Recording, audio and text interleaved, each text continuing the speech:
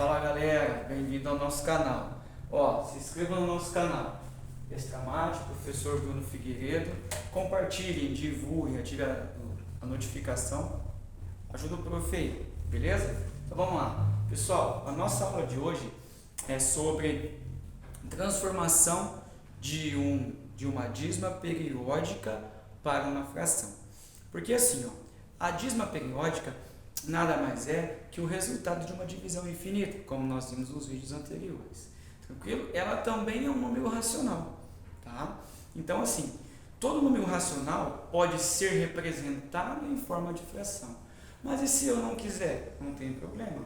Mas deve ser possível, tem que ser possível, tá? Então vamos lá. Como que nós fazemos esse processo? Pessoal, então assim, para mim transformar uma dízima periódica em uma fração, essa fração tem um nome específico. Essa fração é chamada de fração geratriz, beleza? Para isso acontecer, nós precisamos respeitar alguns passos, algumas regras, porque nada mais é uma operação matemática, certo? E tudo em matemática tem normas, tem regras, que a gente tem que estar simplesmente analisando, verificando e seguindo elas à risca, beleza? Então, pessoal, esse procedimento ele é formado por 5 passos. Olha só, primeiro passo, igualar a dízima periódica a uma incógnita, ou seja, uma letra. Você vai chamar ela de x, tá? Chamou ela de x, você encontrou uma equação, beleza? Por que o x, prof? Porque o x representa a fração geratriz que nós estamos à procura, certo? Que no final disso tudo, o x vai ser o que nós buscamos, que é a fração, beleza? Segundo passo, eu vou ter que classificar essa dízima periódica em simples. Prof, e se ela não for simples? E se ela for composta, igual nós vimos nas outras aulas, né? Porque tem uma diferença entre elas, pessoal. Se ela for composta, nós temos que transformar ela em simples, tá? Porque esse procedimento só dá certo se ela for simples. Beleza? Prof, como que eu vou fazer? Vou fazer ali no exemplinho com vocês, beleza? Terceiro passo, o período deverá pertencer à parte inteira. Por que o período deverá pertencer à parte inteira? Como nós vimos em outras aulas já, a fração ela é representada por um número inteiro em cima, no numerador, e um número inteiro embaixo, no seu denominador. Ou seja, não pode ter número com vírgula, tipo 1,2 em cima e 1,2 embaixo. Isso não pode acontecer. Mas muita gente ignora o período. Pessoal, o período não pode ser ignorado, porque o período é o que classifica ela como uma dízima periódica, né? E outra coisa, ele é infinito. Então, se eu não vou ter mais casas decimais, eu preciso ter alguém representando ele na parte inteira. Beleza? Aí entra todo aquele contexto de trabalhar com base 10, que nós também já vimos em aulas anteriores. Beleza? Aquela parte de multiplicar por 10, dividir por 10, né? Que a vírgula só corre ali e nós temos ali uma representação diferente desse número. Beleza? Quarto passo, efetuar uma subtração entre as equações. Prof, como assim efetuar uma subtração entre as equações? Pessoal, se eu vou chamar a minha dízima periódica de x, em seguida eu vou multiplicar essa equação por 10, por 100 ou por 1000, que vai depender de quantos algarismos conter esse período, eu vou estar encontrando mais de uma equação. Beleza? Prof, por que eu tenho que fazer uma subtração? Porque eu preciso zerar a parte decimal. Então eu vou fazer uma subtração entre as equações encontradas. Nesse caso, pessoal, a minha intenção é zerar a parte decimal. Então, se eu efetuar essa subtração, automaticamente eu vou zerar essa parte decimal e eu vou trabalhar somente com números inteiros, tendo como resultado a minha fração geratriz. Beleza? E o quinto passo, encontrar a nossa fração geratriz. Tranquilo até aí? O prof deixou 2 exemplos aqui, eu vou fazer com vocês agora, tá? Então vamos lá. Então eu tenho 2,33333, 0,45555, beleza? Vamos usar esses passos aí, pessoal, certinhos, tá? À risca, para que a gente não cometa falhas, tá? Para que nós não cometamos falhas. Olha lá. Primeiro passo, igualar a dízima periódica a uma incógnita, a x. Então, eu vou pegar essa dízima e vou chamar ela de x. Então, eu tenho x é igual a 2,333. Beleza? Igualei ela a x, primeiro passo. Segundo passo, classificar a minha dízima periódica em simples. Essa dízima é simples ou composta? Prof, ela é simples, porque a parte decimal é formada somente por período. Então, você vai lá e vai classificar ela. Ela é simples. Se ela é simples, é só seguir o processo, tá? E se ela for composta, eu tenho que transformar ela em simples, que é o segundo exemplo que eu vou fazer com vocês, beleza? Terceiro passo, o período deverá pertencer à parte inteira. Prof, mas quem é o período nesse caso? Não é, pessoal? O período não é o 3, que nós vimos na outra aula? Tranquilo. Então, eu tenho que passar o período para a parte inteira. Como que eu passo esse período para a parte inteira? Eu vou ter que mexer com a vírgula. Como que eu mexo com a vírgula? Nesse caso, multiplicando por base 10. 10, 100, 1000 e assim por diante. Ou seja, olha só, essa vírgula que está aqui, ela vai ter que andar uma casinha. Então, de 2,3, esse cara vai ter que virar o 23. Mas como que eu vou fazer isso? Eu vou multiplicar por 10. Lembrando que ali eu tenho uma equação. Se eu tenho uma equação, lembrando que na equação, tudo que eu faço em um membro, eu tenho que fazer no outro. Então, nesse procedimento, pessoal, o que vai acontecer? Vai acontecer simplesmente que eu vou multiplicar os dois lados da minha igualdade por 10. Olha só como é que vai ficar. Eu vou fazer vezes 10. Prof, você vai fazer vezes 10 porque aqui o período é só um algarismo? Sim, se fosse 2. Se fosse 32, multiplicaria por 100. E se fosse 325, multiplicaria por 1000, tá? A quantidade de algarismos que o meu período é formado é a quantidade de zeros que eu estarei utilizando na base 10. Beleza? Então vamos lá então. Olha eu tenho x vezes 10. 10x é igual a 2,3 vezes 10. Olha lá, ó. Eu tenho 23,333. Beleza? Olha lá, prontinho. Olha lá, pessoal, ó, o período está pertencendo à parte inteira.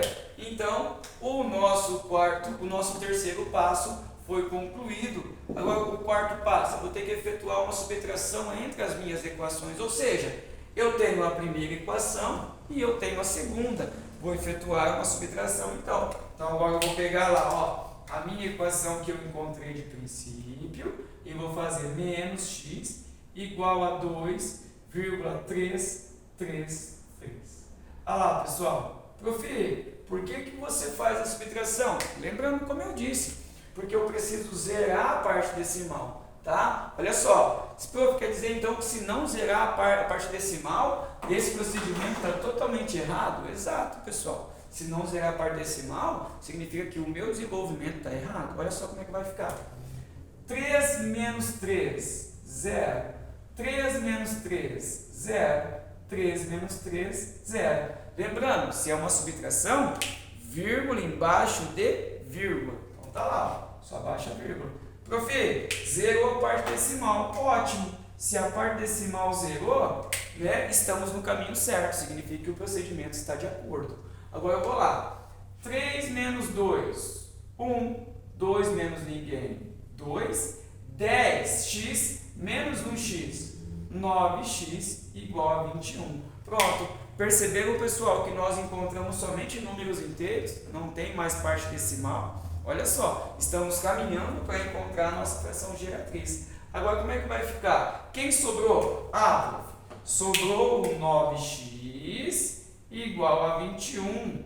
Ótimo, né? Nesse procedimento aí está tudo certo. Agora, pessoal, eu tenho que lembrar que eu tenho uma equação de primeiro grau, que eu estou à procura do x, que nós colocamos lá em cima, chamando a nossa dízima periódica de x. Como eu disse para vocês, o x vai ser a fração geratriz. E agora, como é que vai ficar? X é igual a 21 dividido por 9, porque o 9 está multiplicando, passa dividindo. E agora, x é igual a quem? Lembrando que toda fração tem que ser simplificada. A simplificação é obrigatória. Então, eu vou lá, ó, e vou simplificar ela por 3, simplificar ela por 3. Então, 21 por 3, 7, 9 por 3, 3. Pessoal, nesse caso, quem é a minha fração geratriz? 7/3. Beleza, pessoal? Tudo certo? Tranquilo, né? Então, todo o procedimento foi aplicado.